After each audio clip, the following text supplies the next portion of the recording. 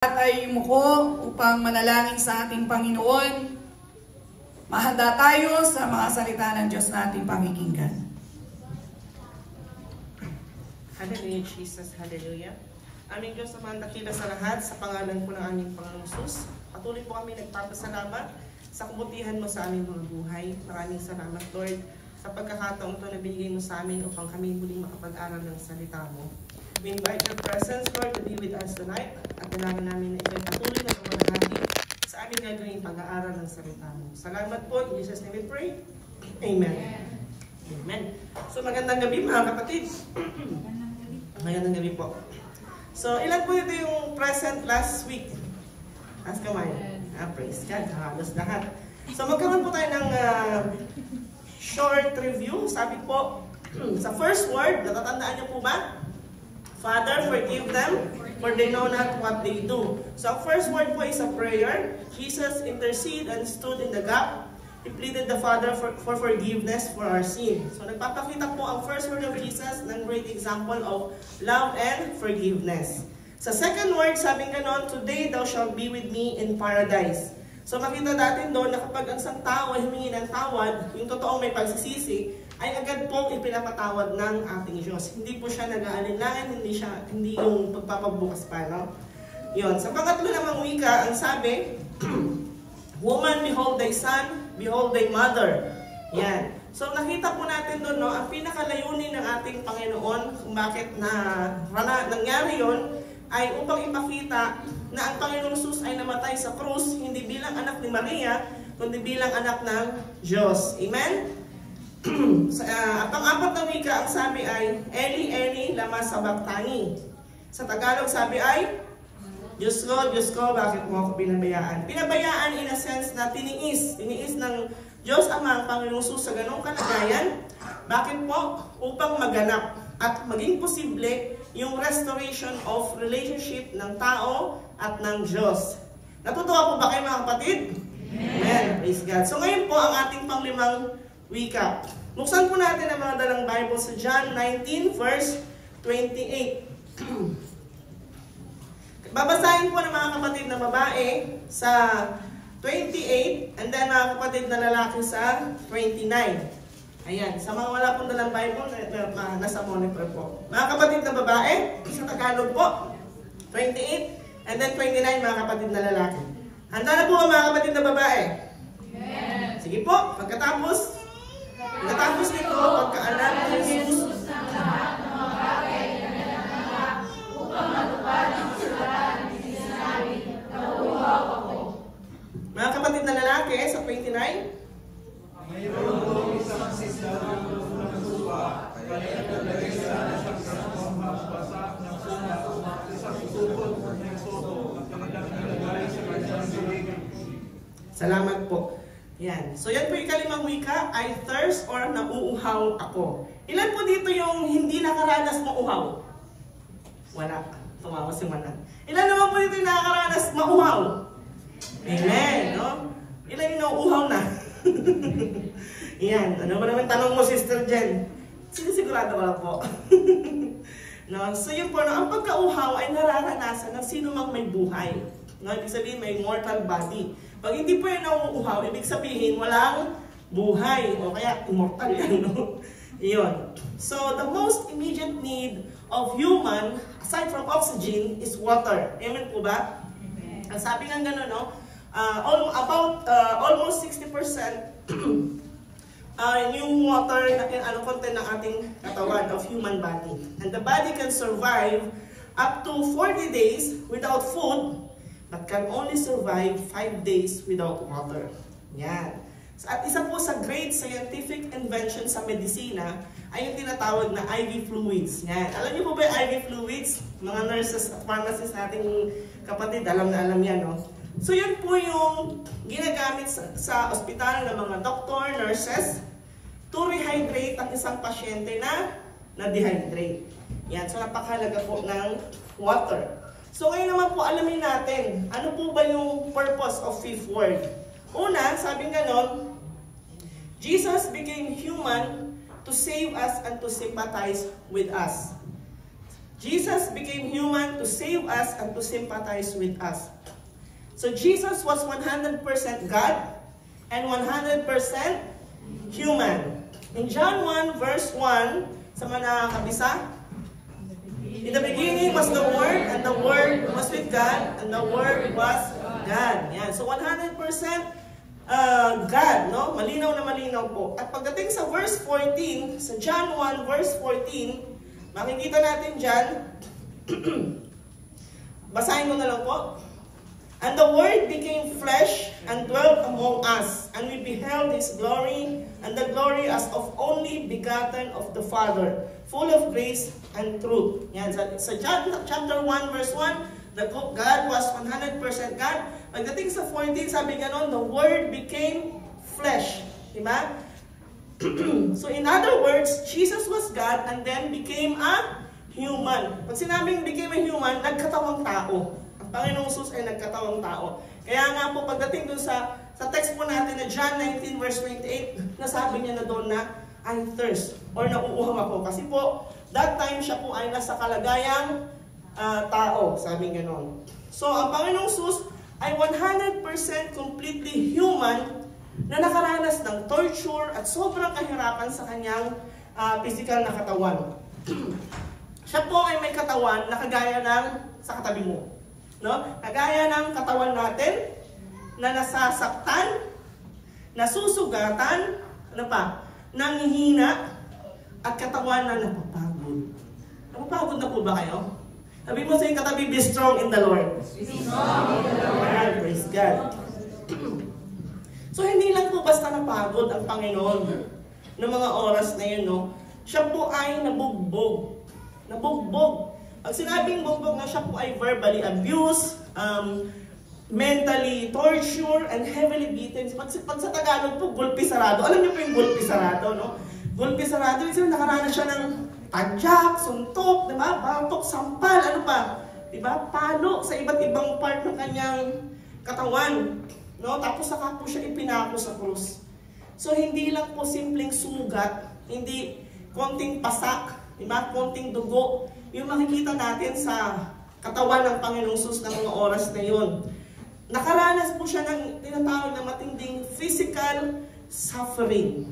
Yan. So maghahatid sa kanya talaga ng matinding pagkauhaw. No? Kaya nga nasabi niya, I thirst, nauuhaw ako. Binigyan po ba siya ng tubig? Hindi, di ba? Ano po binigay sa kanya? Suka. Saklap, no? Nauuhaw ka, bibigay sa iyo suka. Tiniis ng Panginoong Jesus yung kanyang kalagayan na sobrang mahirap, no? At kanyang pinagtagumpayan ang matinding pagsubok na ito. Alam niyo kung bakit? Upang tubusin ang kasalanan. Kaninong kasalanan po? Sa atin. Sabi mo sa iyong katabi, kasalanan natin. Tutubusin yung kasalanan natin. Yan. So, Jesus became human to save us. Hebrews 2, chapter 17, sabi ganon, therefore he had to be made like his brethren in all things, so that he might become merciful and faithful high priest in things pertaining to God, to make propitiation for the sins of the people. Hebrews 2:17. Sabi ganon yung word na to make propitiation. Ibig sabihin po niyan is to pay the penalty of our sin. Yan. Diba? Binayaran yung ating kasalanan para hindi po tayo ang magbayad. Diba? Sacrifice. It's a sacrifice, sabi ganon. So, sa madaling salita, kinakailangan po ng Panginoong Jesus ay magkatawang tao. No? Upang matubos niya ang kasalanan mo at kasalanan ko, kasalanan nating lahat. Amen? Kasi kung hindi po siya nagkatawang tao, wala pong tutubos sa ating mga kasalanan. Yan. So sabi nga po kanina, no, Jesus became human to save us. Pangalawa po is to sympathize with us. Hebrews chapter 4, Brother Romeo, Hebrews chapter 4 verses 15 to 16, paki-flash po. Sabi ganon, for we do not have a high priest who cannot sympathize with our weaknesses, but one who has been tempted in all things as we are, yet without sin. Pakibasa po mga kapatid sa verse 16.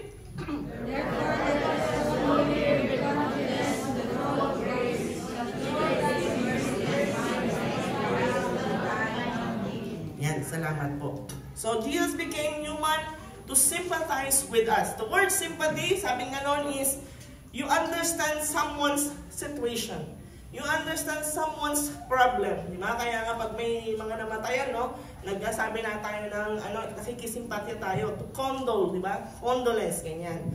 So Jesus became a man not just to die in the cross and to save us. He became a man because he needed to experience all those hardships, no, all those struggles, so that he can sympathize with us, so that he will understand our pains, no, our loneliness, our problems, our heartache, no, para maintindihan niya tayo yung ating mga nararanasan. Ikaw ba ay may problema sa mga oras na ito, kapatid? Bigla ay nalungkot na binanggit ko yung problemang sa words problema, no? Huwag po kayo mag-alinlangan lumapit sa ating Panginoong Jesus. Amen? Huwag mong isipin na hindi naman ako maiintindihan ng Panginoon. No. Maiintindihan ka ng Panginoon. Bakit? Kasi po, ano man yung nararanasan mo ngayon, ano man yung pinagdaraanan mo ngayon, ay siguradong naranasan at pinagdaanan ng ating Panginoong Jesus. Amen? Mas matindi pa nga yung kanyang naranasan. Diba? So Jesus understand every weaknesses, sabi nga noon, of human. Because He was tempted in every way as we are, but He did not sin. Kaya hindi po natin pwedeng idahilan, no, na kapag tayo po ay nasa mahigpit na problema, di ba? Tayo po ay may matinding pinagdaraanan, sabi nga gano'n, no? Tapos tayo magkakasala. Tapos sasabihin mo, ako'y tao lamang. Di ba? Excuse kasi natin yan eh, ako'y tao lamang, kaya, di ba? Hindi po, kasi ang Panginoon, pinagdaanan niya lahat ng uri ng pagsubok, di ba? Pero hindi po siya nagkasala. Hindi po natin pwedeng questionin yung first and second last word, no? Na about love and forgiveness. Sabihin natin, kaya naman nagawang patawarin ng Panginoon yung mga sa kanya doon, no? Kasi Diyos siya. Kaya naman kaya niyang ibigin pa din yung mga masasamang tao kasi Diyos siya. No. Because the very moment na Panginoong Jesus ay pinagbuntis ni Maria, siya po ay 100% human na. Hanggang sa siya po ay lagutan ng hininga. No? Jesus was human like us, but He chose kindness.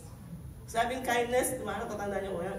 Love and forgiveness. No? He chose kindness, He chose to love and forgive sa kabila ng kanyang nararanasan. Diba? So, ibig sabihin, kung kaya po ng Panginoong Jesus, no, kaya din daw po natin. Amen? Sabi mo sa iyong katabi, kaya mo.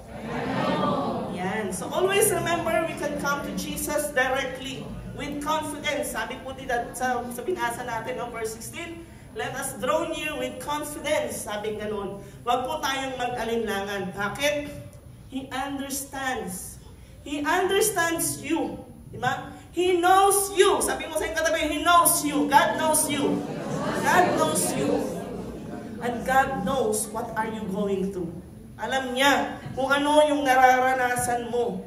Ang sabi nga po, no, the perfect person to encourage someone is a person who experienced the same situation. Amen po ba? And that perfect person is who?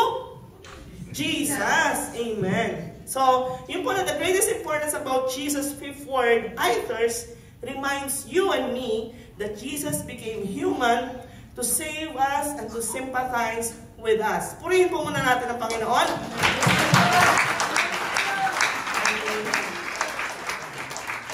So, ano pa po? Paki-flash po, Brother Romeo. Jesus' knowledge of the Scripture helped Him to fulfill God's plan. So, makita po natin dito sa ikalimang wika, no? Jesus' statement, I thirst, is the fulfillment of the Scripture. Yan. So, natupad ang mga prophecy, sabi gano'n. Ano pong prophecy ang natupad dito? Sa Psalm 69 verse 21, in-note na lang po ng mga nag-note, sabi gano'n. Sige po, pakibasa mga kapatid, Psalm 69 verse 21.